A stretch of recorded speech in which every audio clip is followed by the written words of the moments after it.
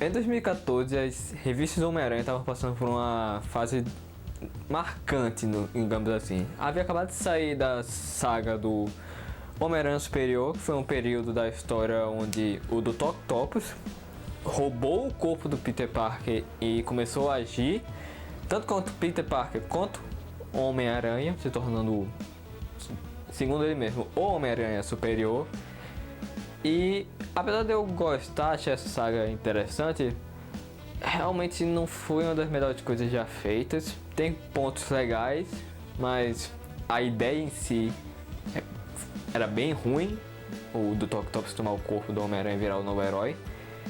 Mas ela acabou levando para coisas, pavimentando o caminho para coisas muito melhores, que foi o grande evento do Aranha em muitos anos, que até hoje é falado, é repercutido, que foi o Aranhaverso.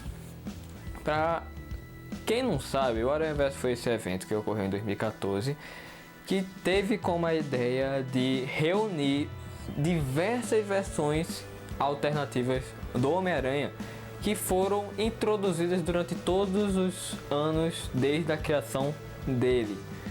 Já que o multiverso sempre foi algo brincado, que foi falado na Marvel, sempre houveram revistas que brincavam ou que realmente contavam histórias alternativas, como por exemplo, o mais famoso seria o universo Ultimate, que é o universo alternativo onde reside o Miles Morales. O Miles Morales, ele nasceu como essa versão desse outro universo do Homem-Aranha. Também tem coisas que vão mais além, tipo o Homem-Aranha 2099.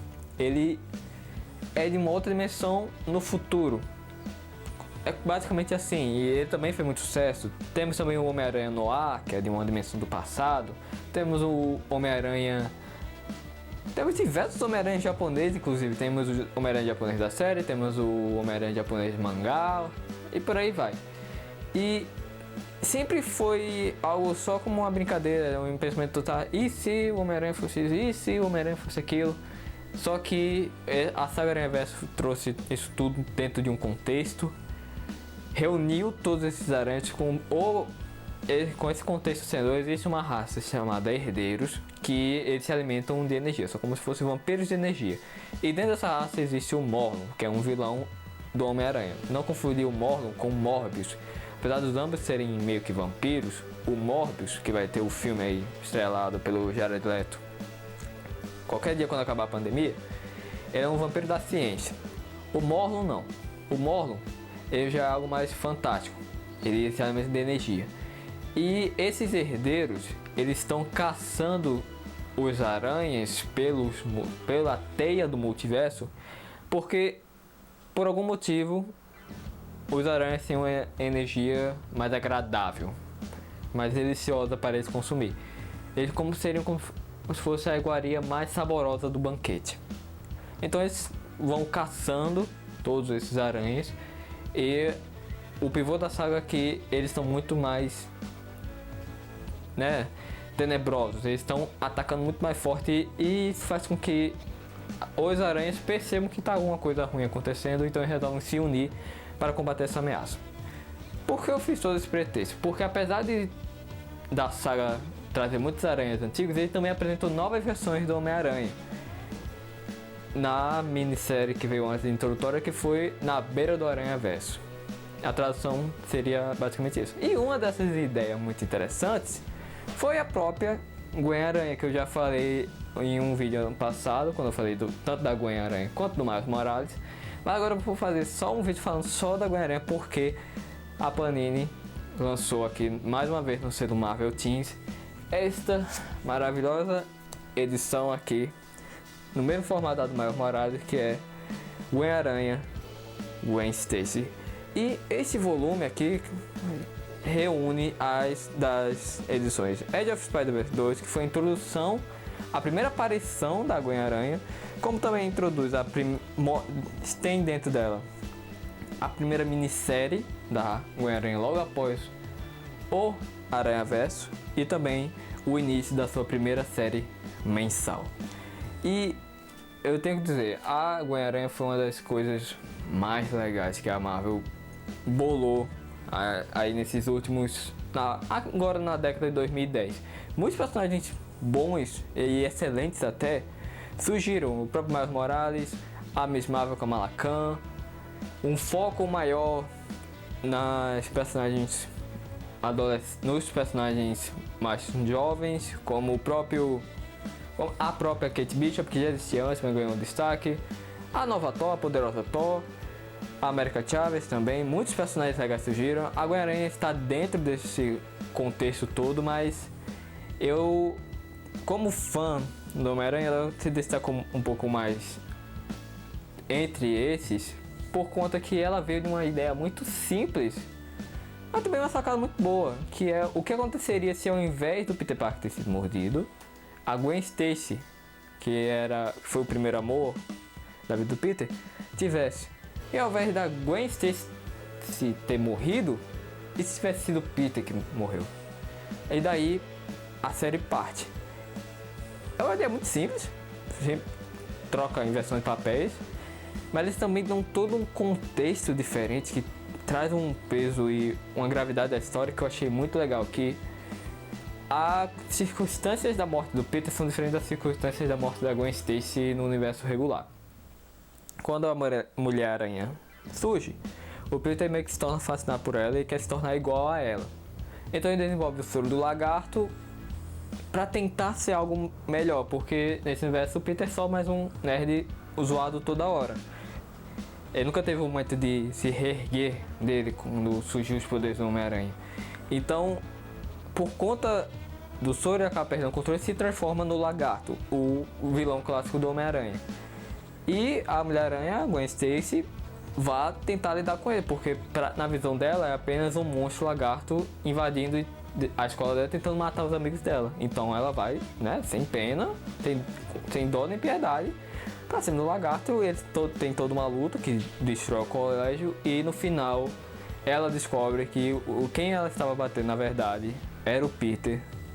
E por conta do soro e da briga, de todas as questões envolventes, o Peter acaba morrendo nos braços da Gwen. E ela começa a se culpar por isso, porque as últimas palavras do Peter pra ela é: eu só queria ser igual a você. Isso pesou na mente dela, e não como se bastasse isso ser pesado na mente dela, ela também começa a ser caçada pela polícia, se torna uma criminosa número 1 basicamente, porque a culpa do assassinato do Peter é posta em cima dela. Então é como se, ao invés dela ser perseguida apenas pelo JJ Jameson nos jornais, nesse universo ela é perseguida também pelo JJ Jameson, que no caso é um prefeito, mas é perseguida pela polícia, porque o JJ Jameson bota ela como a criminosa número 1, a aracnídea perigosa, a mais procurada em Nova York. E como se a situação dela não tivesse já boa, o capitão que está liderando a força-tarefa para encontrar ela também é o pai dela, que é o capitão de polícia Stacy. Então esse é o contexto inicial das histórias da Gwen-Aranha, que eu pessoalmente acho muito legais, porque já traz algo muito mais intenso e outros conflitos do que o próprio Peter Parker tinha. Porque apesar dele ser, né, o JJ Jameson sempre pegar no pé dele, ele não era procurado pela polícia, ele não era considerado um criminoso, ele não era nada disso, ele era realmente um amigão da vizinhança. Aqui a Gwen-Aranha, ela tá tentando ser amigona da vizinhança, só que as pessoas não estão aceitando muito bem. Ninguém aceita ela muito bem por conta da imagem manchada dela. E agora, partindo para a história em si, essa edição eu admito que eu achei ela melhor do que a edição do Miles Morales, que também teve nesse mesmo formato. Apesar do Miles Morales aí ter um roteiro e um impacto muito maior por conta do personagem que ele veio se tornar, o Miles e a Gwen meio que tem um caminho similar. Não é à toa que no Aranhaverso os dois são protagonistas junto com o Peter Parker. E nos quadrinhos também tem meio que isso, eles traçam um caminho, não em relação à história de dentro da HQ dos dois, mas tipo de fora. São ideias que surgiram envolvendo o universo do Homem-Aranha novas, que caiu no gosto do público. Ambos são, hoje em dia, devem ser as versões do multiverso mais populares do Homem-Aranha. Tanto que são eles que têm revistas sendo publicadas hoje em dia mensais. Tanto Peter Parker, Miles Morales e Gwen Stacy. Então, a edição do Miles também conta a história de origem, mas como eu disse no vídeo, ela meio que falta um clímax. Eles param, tipo, 1 ou 2 edições antes de ocorrer um clímax. Então, meio que acaba e pronto, acabou. Eu que já li a história há muitos anos, sei o que vai acontecer e senti essa falta. Talvez se eu não tivesse lido, eu não teria tido essa falta. Mas acho que eles poderiam ter adicionado mais uma edição para ter esse clímax. Tanto que a Gwen-Aranha já não tem esse problema, porque ela não só é uma edição maior, tem 2 edições a mais do que a do Miles, mas ela é muito fechada no que ela propõe a fazer. Ela primeiro conta a origem da Gwen-Aranha numa edição única fechada, que foi a que deu a origem dela no Aranhaverso. Depois ela conta um arco de história, que é a minissérie, que tem um início, meio e fim, pronto, fechou com um clímax. E depois ela conta outro arco de história, que é o primeiro da série dela, que também tem um início, meio e fim, fechou com um clímax e dá, pronto, espaço para mais histórias agora. Então eu acho que para novos leitores, a da Gwen-Aranha é muito mais empolgante de se ler do que o Miles. Apesar do Miles ser mais importante, a Gwen-Aranha eu acho que compensa mais na diversão. Porque realmente são basicamente 3 aventuras dela, aventuras robustas, tem 272 páginas esse volume, e são realmente muito divertidas. E eu queria que tivesse continuações de tipo nesse mesmo formato da Gwen-Aranha, nesse mesmo formato do Miles, mas pelo que eu tô vendo vai ser realmente, cada edição vai estar referente a um personagem. A próxima já vai ser da Kate Bishop, da Gavião Arqueira, e eu recomendaria isso daí, essas edições Marvel Teens, podem procurar Marvel Teens, porque eles introduzem tudo que você precisa saber desses personagens e eles já te deixam pronto para você poder partir para qualquer outra história deles. Se você ler esse compilado, você pode partir para qualquer outro arco da Gwen-Aranha, ou só continuar de onde ele para, que você vai conseguir entender de boa e vai se divertir muito bem. E bom, é isso. Eu realmente queria recomendar por essa edição, porque eu realmente me diverti muito lendo ela, acho que vale a pena ter na coleção. É uma edição muito bem feita também. O formato dela, lombada quadrada, o nomezinho bonitinho, estilizado do lado. E falando estilizado também, a arte dessa revista é algo que eu acho muito bonito. A Terra 65 que se passa a Gwen-Aranha é como se ela tivesse um filtro diferente.